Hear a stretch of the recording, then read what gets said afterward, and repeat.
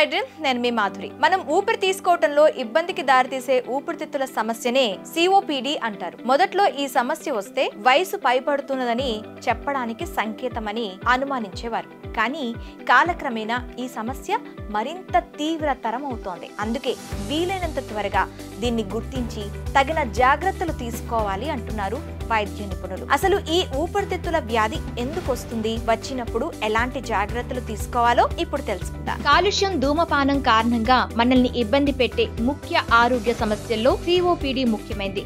ఈ సమస్య వలన శ్వాస తీసుకోవడంలో ఇబ్బంది, దగ్గు, పిల్లి కూతలు వంటి లక్షణాలు కనిపిస్తాయి. రకరకాల సమస్యలతో కూడిన సిఓపిడిలలో ప్రధానమైనవి క్రానిక్ బ్రాంకైటిస్, అలాగే ఎంఫసిమా. గాలి కాలుష్యానికి, వాహన కాలుష్యానికి చాలా కాలంగా గురైన వారికి సిఓపిడి వచ్చే అవకాశం చాలా ఎక్కువ. చాలా మంది ఈ సమస్యను గుర్తించకపోవడం వలన సమస్య తీవ్రతరం అవుతుంది. ఒకసారి సిఓపిడి బారిన పడితే నియంత్రణలో ఉంచుకోవటం తప్పించి పూర్తిగా నయం చేసే చికిత్స ఏదీ లేదు. అందువల్ల దీనిపై అవగాహన ఏర్పరచుకోవటం చాలా అవసరం. సిఓపిడి అంటే క్రానిక్ ఆబ్స్ట్రక్టివ్ పల్మనరీ డిసీజ్. ఇప్పుడు క్రానిక్ ఆబ్స్ట్రక్టివ్ పల్మనరీ డిసీజ్ ఎందుకు వస్తుంది అనగా, పొల్యూషన్ బాగా ఎక్కువగా ఉన్న బయోఫ్యూయల్ గ్యాస్, అంటే మన అమ్మమ్మలు నానమ్మలు చాలా ఎక్కువగా కట్ల పొయ్యి మీద వండుకున్నారు. సో వాళ్ళకి బయోఫ్యూయల్ గ్యాస్ అనేది ఎక్స్పోజర్ ఉంది. ఇవన్నిటికంటే పెద్దది సిగరెట్ స్మోకింగ్. సో సిఓపిడి అనేది క్రానిక్ ఆబ్స్ట్రక్టివ్ పల్మనరీ డిసీజ్, పొగ వల్ల వచ్చే పల్మనరీ డిసీజ్ అనమాట. ఆస్తమా లాగా ఇది పుట్టుకతో రాదు. 40 ఏళ్ల తర్వాత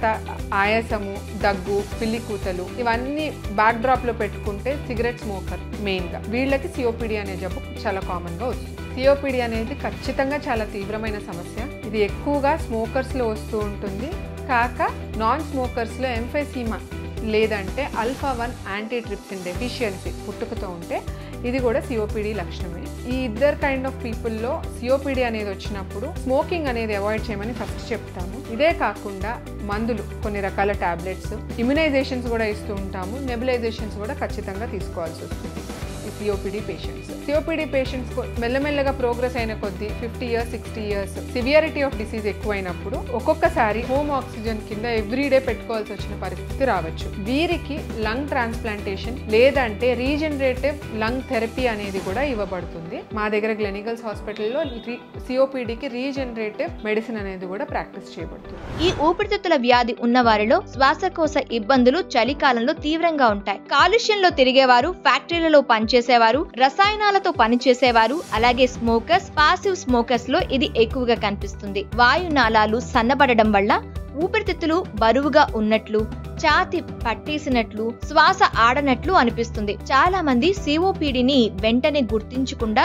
వ్యాధి ముదిరిన తర్వాత వైద్యుల వద్దకు వెళ్తున్నారు. జబ్బును మొదట్లోనే గుర్తిస్తే నివారించడానికి ఆస్కారం ఉంది. ఎప్పుడైనా స్మోకింగ్ స్టార్ట్ చేసినప్పుడు మనకి సిఓపిడి అనేది రావచ్చు అనేది మనం ఫస్ట్ పెట్టుకోవాలన్నమాట.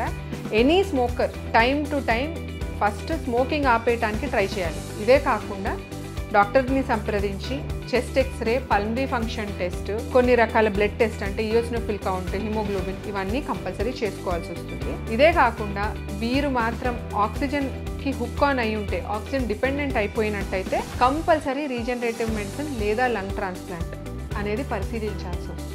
సిఓపిడి అనే సమస్య పొల్యూషన్కి ఎక్కువగా ఎక్స్పోజ్ అయిన వారిలో లేదంటే స్మోకింగ్ ఎక్కువగా చేసే వారిలో సిఓపిడి అనే సమస్య కనిపిస్తూ ఉంటుంది. Early diagnosis and treatment. ఇప్పుడు మనకి ACE అని సిఓపిడిలో స్టేజెస్ ఉంటాయి గోల్డ్ గైడ్ లైన్స్ ప్రకారం. ఏ కేటగిరీలో ఈ సిఓపిడి పేషెంట్స్ వస్తున్నారనేది తెలుసుకున్నట్టయితే ట్రీట్మెంట్ అనేది చాలా ఈజీ అవుతుంది. ఇది ఖచ్చితంగా డాక్టర్ గారే చేయగలుగుతారు. So time to time pulmonary function test చేసుకుంటూ ఏ స్టేజ్ ఆఫ్ సిఓపిడిలో మన లంగ్స్ ఉన్నాయి అనేది తెలుసుకున్నట్టయితే ట్రీట్మెంట్ ఎర్లీ స్టేజ్లో ఇవ్వగలుగుతాం అన్నమాట. సిఓపిడికి ఇప్పుడు అడ్వాన్స్డ్ లంగ్ డిసీజ్ ప్రోగ్రామ్ మేము ఇక్కడ గ్లెనిగల్స్ హాస్పిటల్లో నడుపుతున్నాం కాబట్టి అన్ని రకాల చికిత్సలు మా దగ్గర అవైలబుల్ ఉన్నాయి. సిఓపిడి కోసము ఫస్ట్ థింగ్ మెడికేషన్స్, ఇన్ఫెక్షన్స్ రాకుండా ప్రివెన్షన్కి వ్యాక్సినేషన్స్ అనేది ఇస్తున్నాము. ఇవే కాకుండా నెబులైజేషన్స్, ఇన్హేలర్ థెరపీ అనేది ఇచ్చినట్టయితే సిఓపిడిని మనం కంట్రోల్లో పెట్టుకోవచ్చు. Apart from that pulmonary rehabilitation అనేది కూడా సిఓపిడి పేషెంట్స్కి చాలా వరకు పనికొస్తుంది. వీటిలన్నిటితో పాటు రీజనరేటివ్ మెడిసిన్ అనేది కూడా లంగ్ డ్యామేజ్ అయిపోయిన తర్వాత ఆ డ్యామేజ్ లంగ్లోకి స్టెమ్ సెల్స్ అనేవి ఇచ్చి లంగ్ని రీజనరేట్ చేయగలుగుతున్నాము. సో ఈ రీజనరేటివ్ మెడిసిన్ కూడా సిఓపిడి పేషెంట్స్కి అవైలబిలిటీ ఉంటుంది. ఇదే కాకుండా లంగ్ ట్రాన్స్ప్లాంటేషన్ కూడా లాస్ట్ ఆప్షన్ సిఓపిడి కోసం అని పెట్టుకుంటాం. COPD ఉన్న వాళ్ళు మనం ఆల్రెడీ డిస్కస్ చేసుకున్నదే, స్టేజ్ పట్టి వాళ్ళ సివియారిటీ ఆఫ్ డిసీజ్ ఉంటుంది. సాధారణ జీవితము COPD పేషెంట్స్ గడపలేరు అన్న పరిస్థితి ఆక్సిజన్ కంటిన్యూస్గా పెట్టుకోవాల్సినప్పుడే వస్తుంది. సో ఆక్సిజన్ కంటిన్యూస్గా పెట్టుకోవాల్సి వచ్చినప్పుడు వాళ్ళు బెడ్ బౌండ్ అయిపోయి ఇంట్లోనే ఉండటం జరుగుతూ ఉంటుందన్నమాట. సో వారికి compulsory regenerative medicine, pulmonary rehabilitation లేదా లంగ్ ట్రాన్స్ప్లాంట్ అనేది ప్రోత్సహించవలసి వస్తుంది. సో డాక్టర్ని సంప్రదించి మీరు ఏ స్టేజ్లో ఉన్నారు, మీరు నార్మల్ లైఫ్ గడపచ్చా లేదంటే నెక్స్ట్ లెవెల్ ఆఫ్ ట్రీట్మెంట్కి వెళ్ళాలా అనేది డాక్టర్ని కలిస్తే ఖచ్చితంగా మీకు ఆన్సర్స్ వచ్చాయి.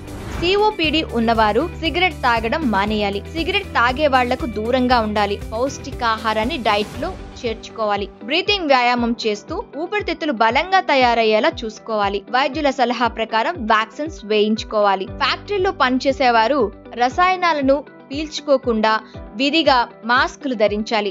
ఆస్మా బాధితులైతే ఇన్హీలర్స్ ని ఎప్పుడూ వినియోగిస్తూ ఉండాలి. అలాగే విపరీతమైన దగ్గు, శ్లేష్మం వస్తే COPDగా అనుమానించాలి. ఊపిరి పీల్చడంలో ఇబ్బందిగా అనిపించడం, జలుబు, ఛాతీ ఇన్ఫెక్షన్ త్వరగా తగ్గకపోవడం లాంటి లక్షణాలుంటే COPDగా గుర్తించి వైద్యులని సంప్రదించడం మంచిది. COPD సమస్య తీవ్రంగా ఉన్నప్పుడు రక్తంలో ఆక్సిజన్ స్థాయి తగ్గుతుంది కనుక ఉపశమనం కోసం ఆక్సిజన్ థెరపీ చేస్తారు. ఆరోగ్యవంతుల కంటే COPD సమస్య ఉన్న వారి ఊపిరితిత్తులకు ఇన్ఫెక్షన్ సోకే ప్రమాదం బాగా పెరుగుతుంది. అలాంటప్పుడు వారికి యాంటీబయోటిక్స్ ద్వారా తగ్గించే ప్రయత్నం చేస్తారు.